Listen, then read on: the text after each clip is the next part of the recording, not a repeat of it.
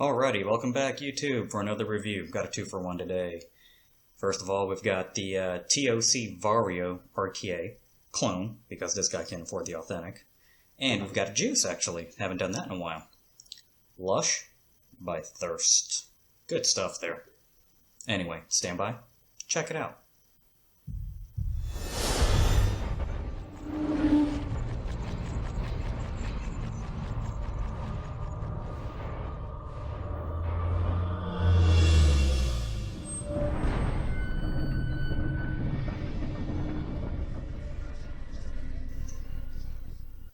Alrighty then, welcome back. Alright, like I said, got a 2-for-1 review today.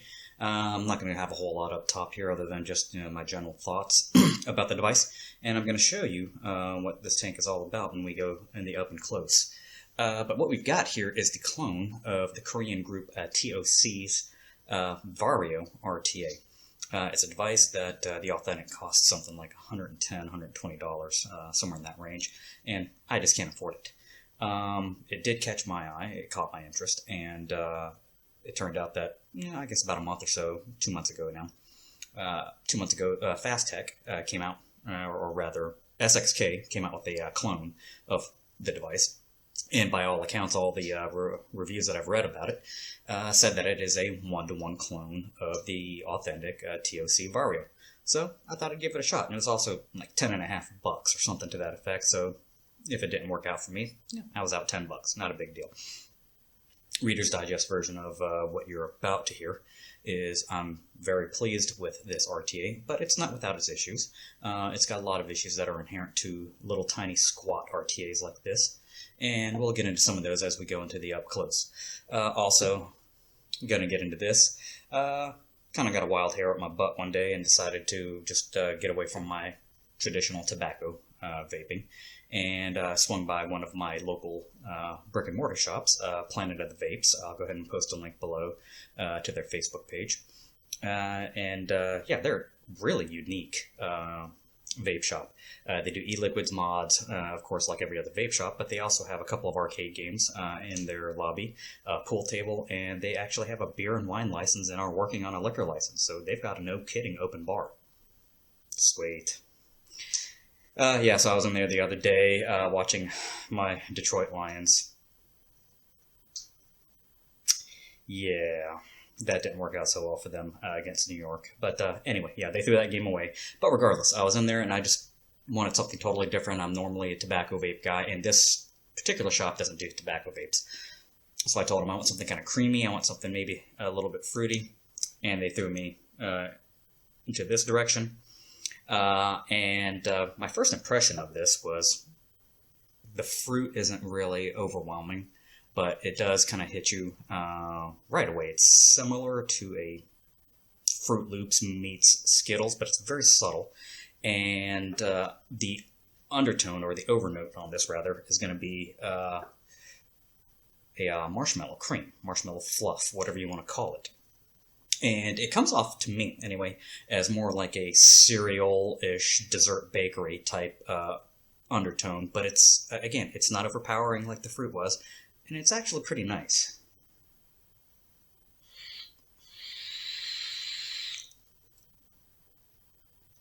Yeah, really, really nice, really subtle.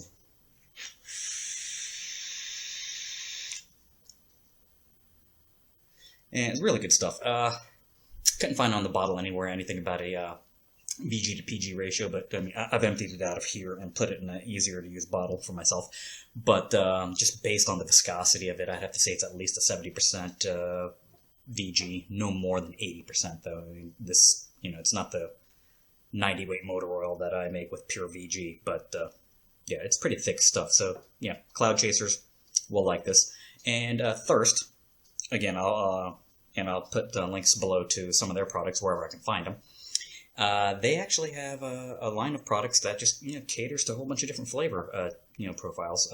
No tobaccos though. So if you're a tobacco vapor, and exclusively tobacco vapor, kind of like this guy, you may not like it. But step out of your box a little bit and try something a little different. You might be pleasantly surprised.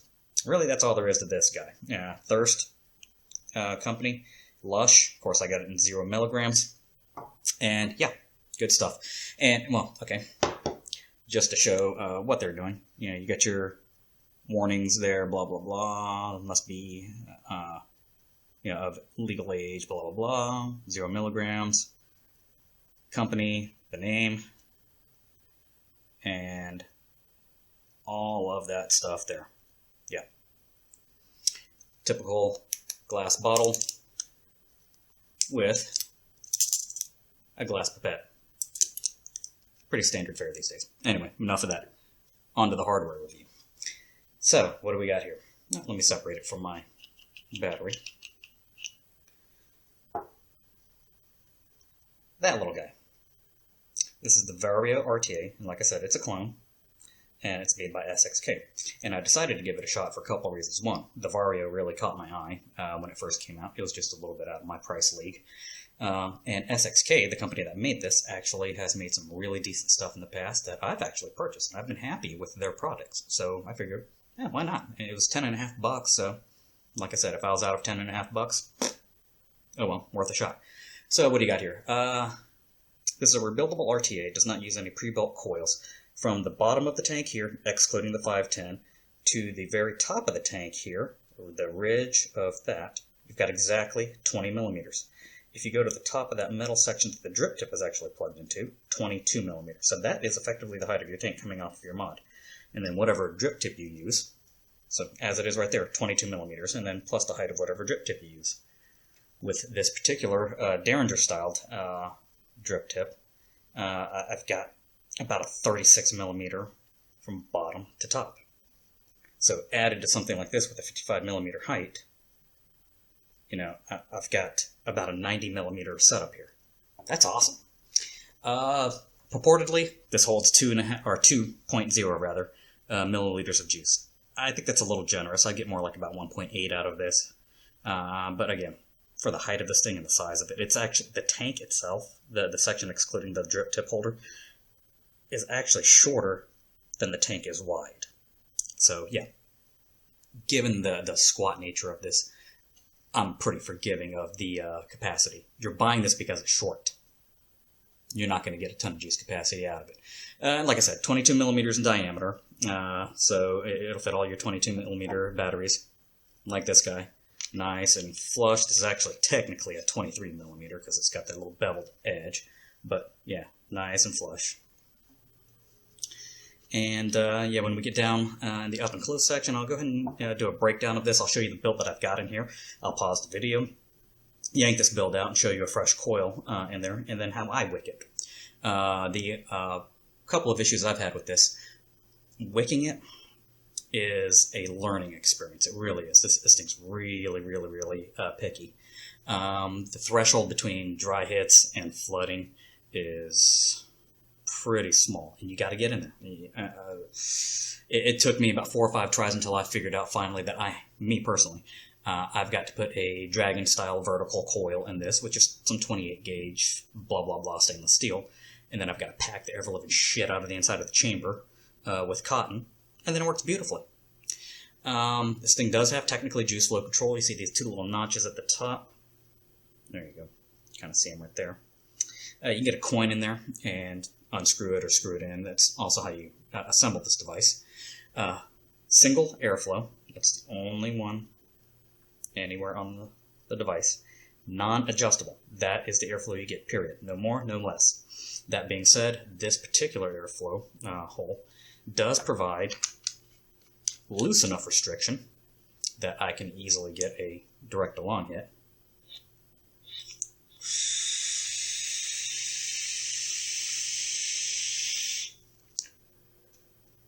Very restrictive direct along hit. Took a long time to get that draw out. This is a 0.87 build, and I'm putting out that kind of vapor at 20 watts. Or it's tight enough that I can get a looser mouth along hit.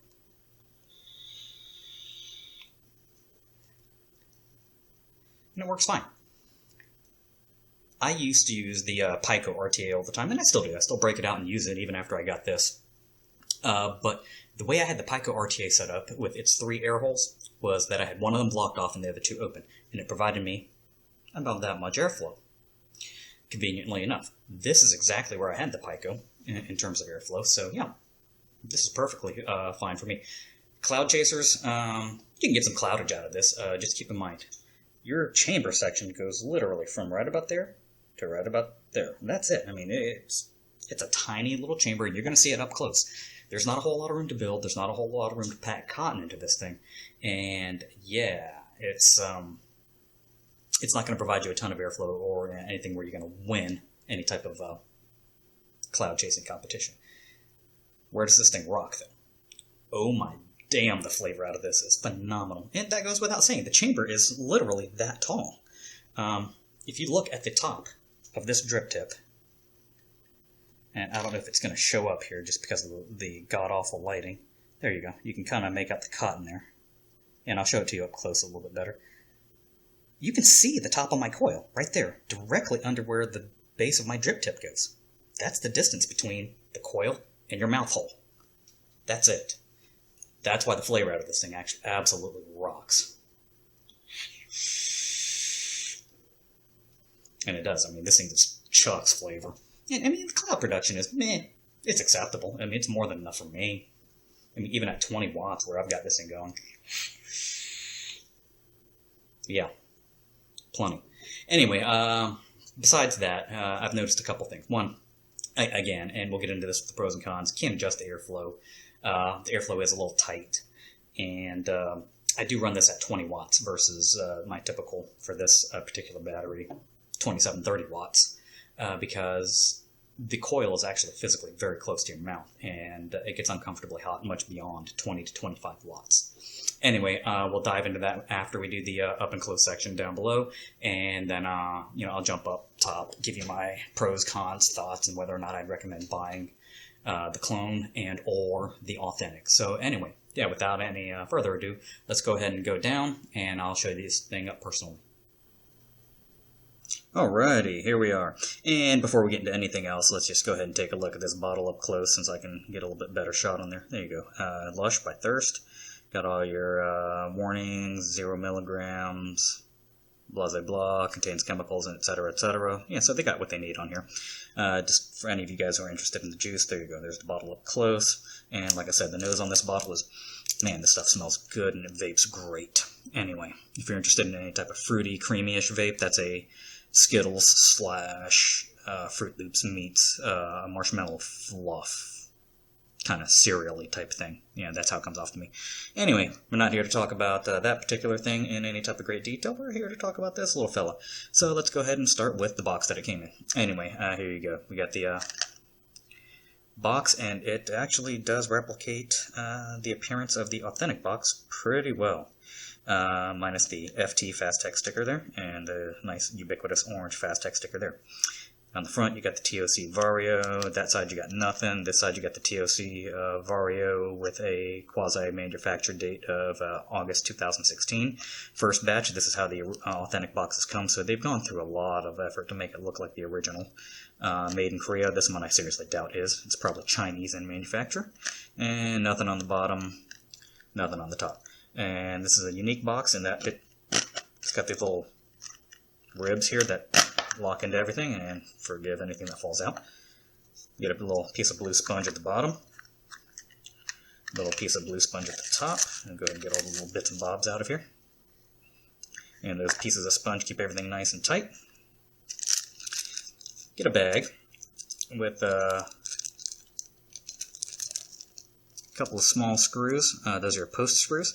Little teeny tiny O-ring. That's for your 510 positive connector, I would imagine. And then this guy is for the drip tip that it comes with. Didn't much care for this, so it's right back in the box. In fact, I'm probably just going to put this in there. Yeah.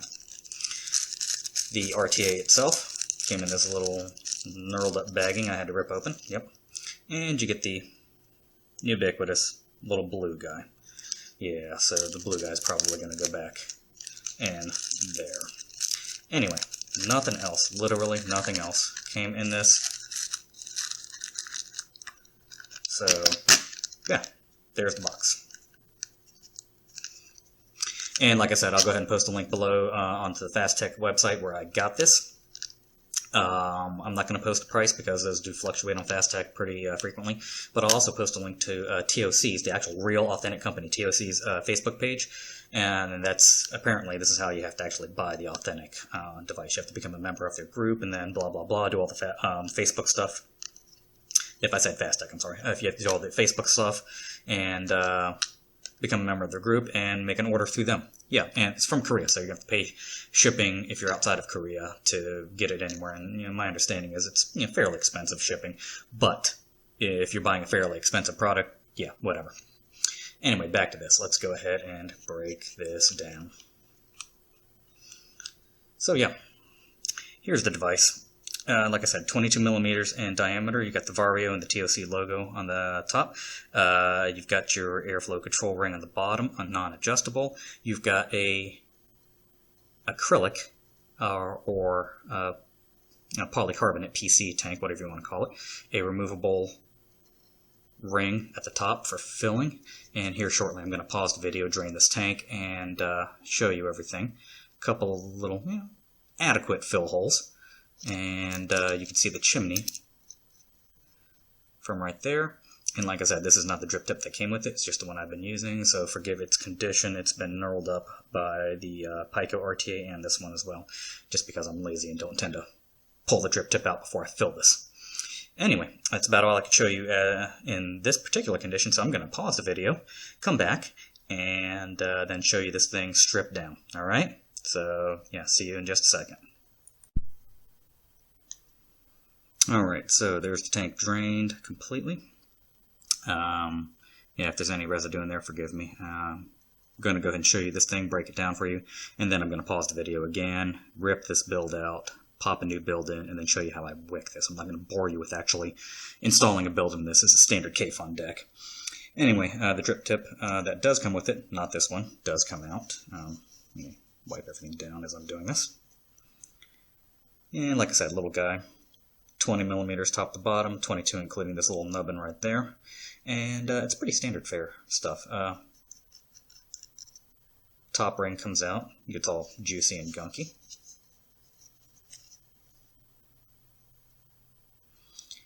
And from there, the only thing you got to do is take this PC or acrylic tank and unscrew it from the base.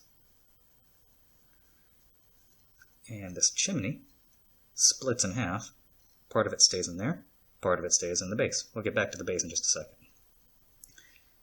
As far as the chimney is concerned, the top half, get that back in view there. It actually does screw with this threading right into this tank. Here, let me dejuicify this thing so you can see it up close.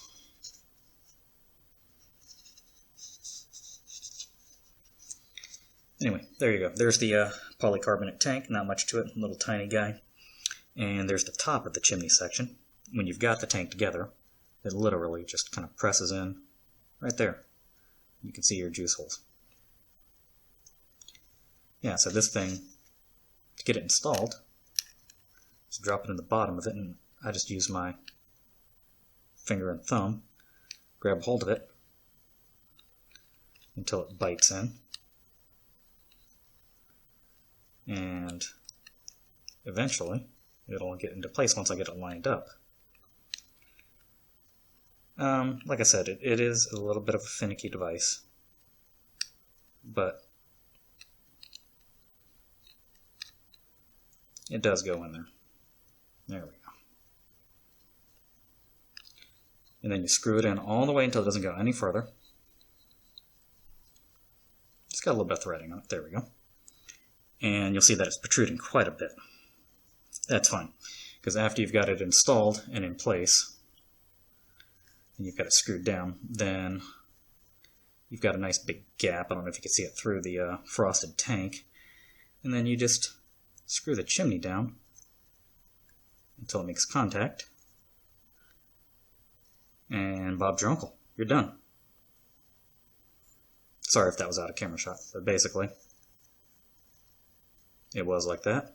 And you can take a coin, where I haven't had any problems just using my finger and thumb, and tighten it down all the way. And that's it. So enough at the top and that section. on the business end. Yeah. The base of it, you see there's a receded juice well that's in there, and it's got some juice.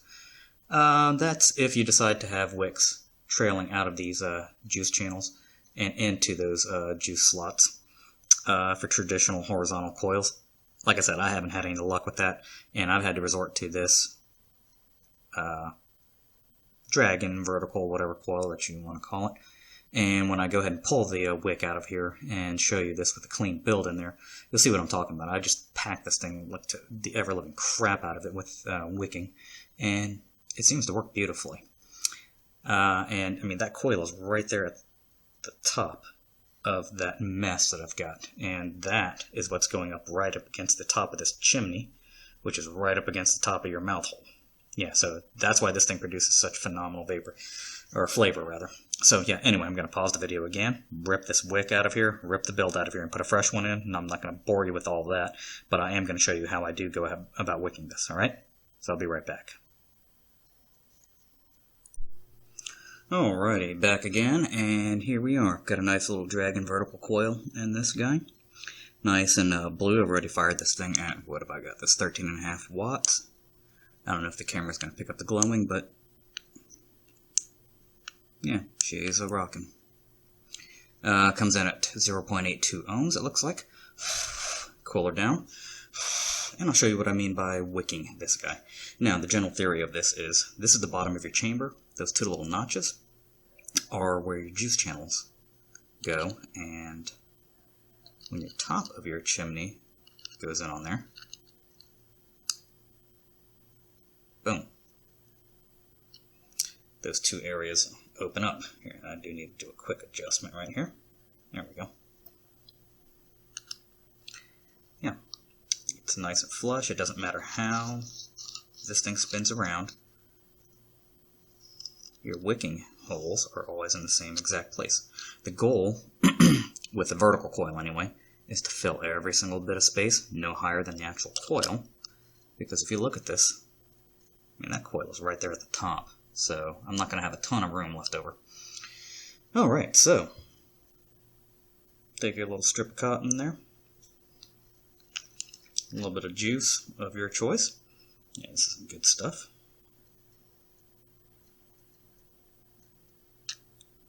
Wet it just a little bit to act like a glue.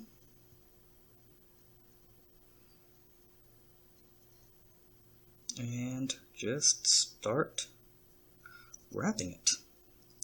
And I do use a screwdriver that is exactly the same size, just to get things started.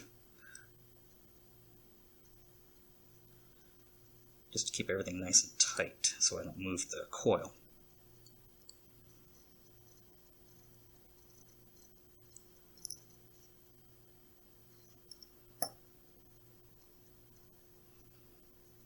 And you're just going to pack it up to the top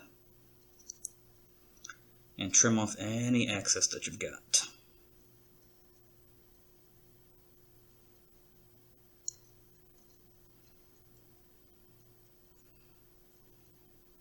Yeah, this probably was too big of a piece of cotton. So, let's shrink it down some. And that's why I said this is a little bit of a finicky device for wicking purposes. Now, the beautiful thing about a dragon coil is it doesn't have to be done gorgeously. The first layer has to completely surround the coil. And you want to make sure that coil is nice and opened up at the top, and of course the bottom, for airflow purposes. Other than that, everything's fair game.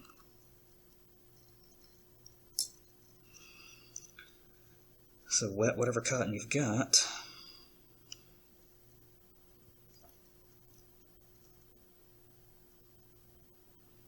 And just pack. Let's see if I can do it from this side so you can see what I'm doing. And just pack that entire chamber.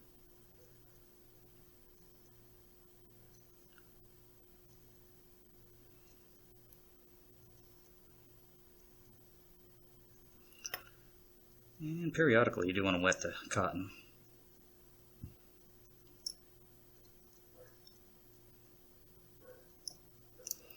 Because ultimately, the cotton is going to be in this chamber wet. And it does expand, so you want to know how large this is. Just snip off any excess that you've got. And pop that off to the side somewhere. Go to the other side. Take a little tiny strip of cotton. And pack it in there.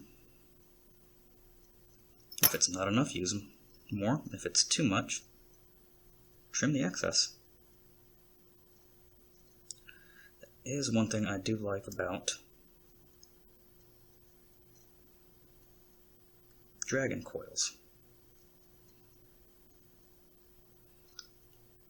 Especially in a chamber of this kind of, I don't want to say large, but maybe fat.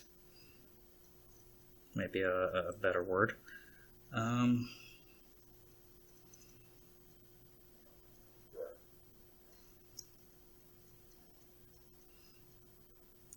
Yeah, in a chamber this wide, you're just packing stuff in there. And I know this part of the video is going to be a bit boring. I'm sorry, but I've had people ask me how I wick a vertical coil in the past. So, I just want to kind of show you what I'm doing and how I get where I'm going with it. All that cotton, make sure it's kind of inside of the edge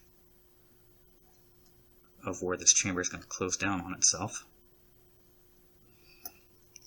Take this large screwdriver that I used to actually build the coil and make sure that thing's nice and open. Take your chimney, press it down, get my hands clean, and you can see I've got some cotton kind of sticking out from the edges. That's fine.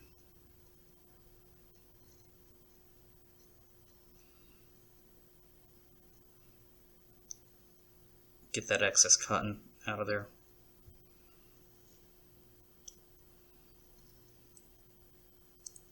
Get it tucked in.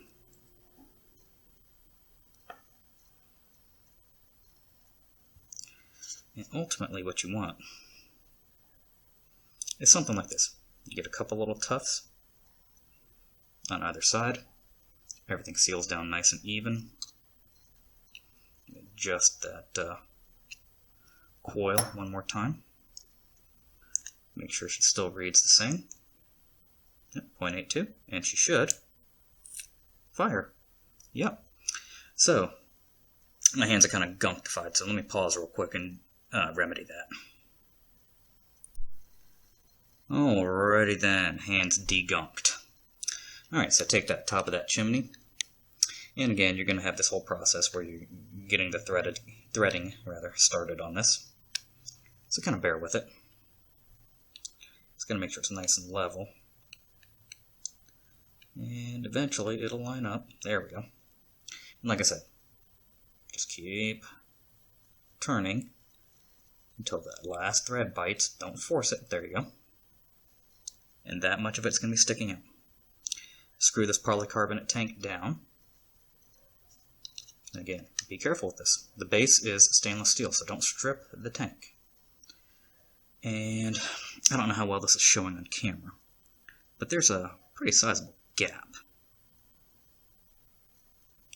So twist this down. You can use a coin or something like that. I mean, it doesn't have to be hella tight.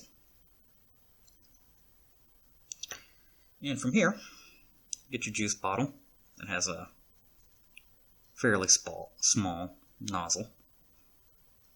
Or a glass pipette actually does work in this, it's just not the optimal thing to use. Fill it to the top.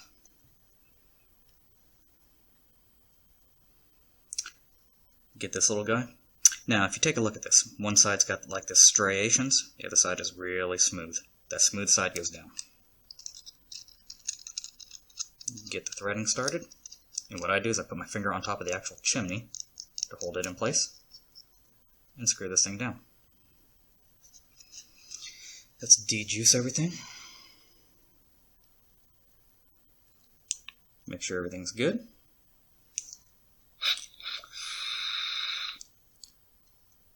She seems to be a vaping. Anyway, I'm going to give this a couple minutes to really kind of wick up before I take any serious pulls off of this, and in the meantime, we're going to go back up top. We'll go ahead and vape, give you my pros, give you my cons, and tell you whether or not you should buy one of these if you're into this type of thing. Alright, so I'll see you up top in just a minute. Alrighty, so yeah, we're back up top. Got the Vario RTA by T.O.C, well, the clone anyway. Pros and cons. Yeah, let's start with cons. My first major con with this thing is the packaging.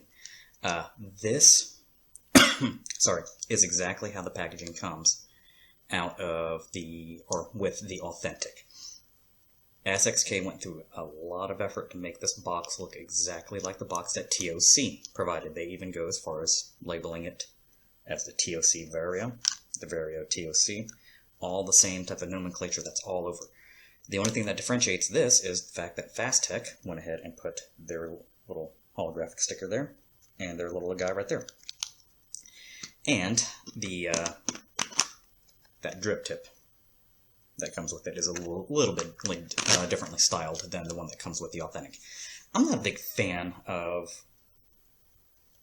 clone manufacturers cloning the boxes.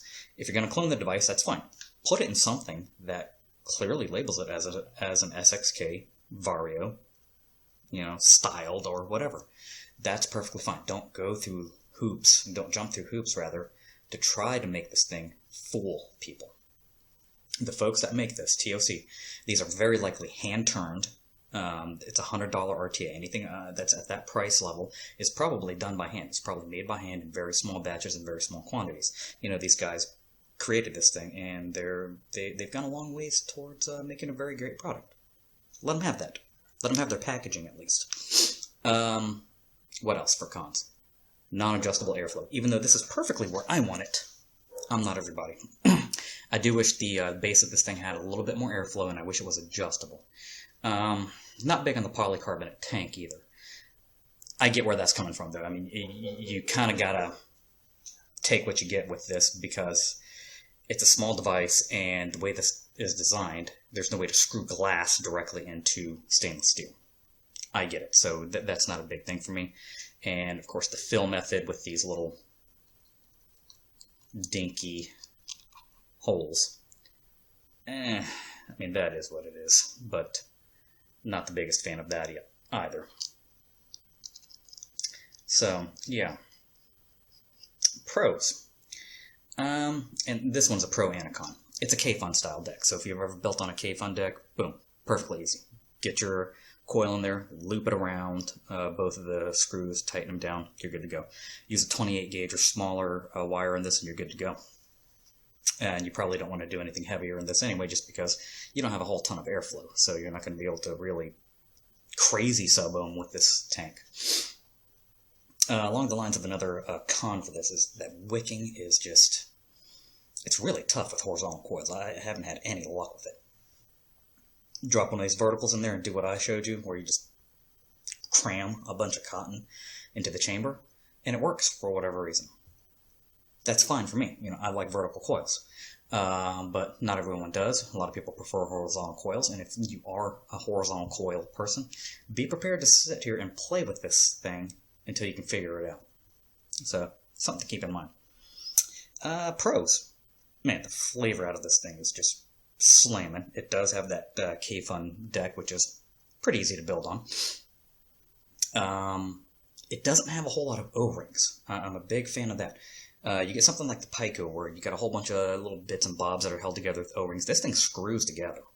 The only two O-rings in this are in the drip tip itself, and at the base where the 510 positive pin actually goes in. That's it. No other O-rings in this whole thing. And because of that, it's not very prone to leak. That's a cool thing. And it's got pretty standard sized screws in there, so if you lose the two screws that are on your posts here, and then lose the two that come in the little baggie, go buy a couple more at a hardware store through FastTech or whatever. But I mean, the biggest pro this thing has got is the flavor. This flavor out of this thing is really just chucking.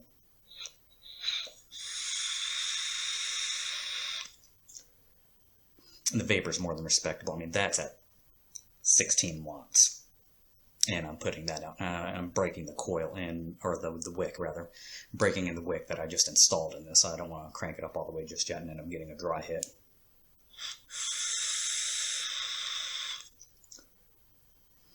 And, I mean, it does have adjustable juice flow. I wish it had an adjustable airflow too. That, like I said, once in a while, it'd be nice to be able to get a slightly tighter draw on this, or a slightly looser draw if you want to go direct to lung, you know?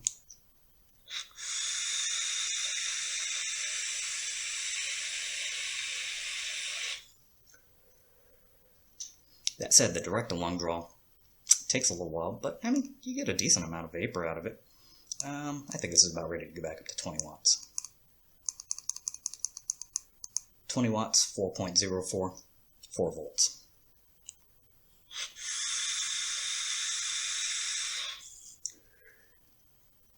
And that's where I've been rocking this thing. You know, anywhere between 15 and 20 watts, I mean, it's just, you know, straight money. I'll even go down a little lower on this. I mean, 18 watts is comfortable.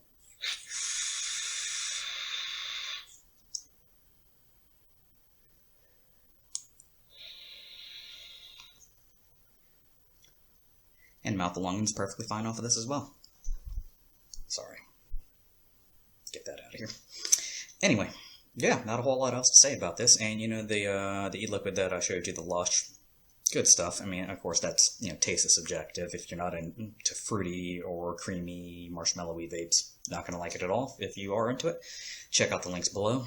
If this RTA is something that you might be interested in, I'll post a link below to the FastTech product page, and I'll also post a link to the Facebook page for the T.O.C mods group.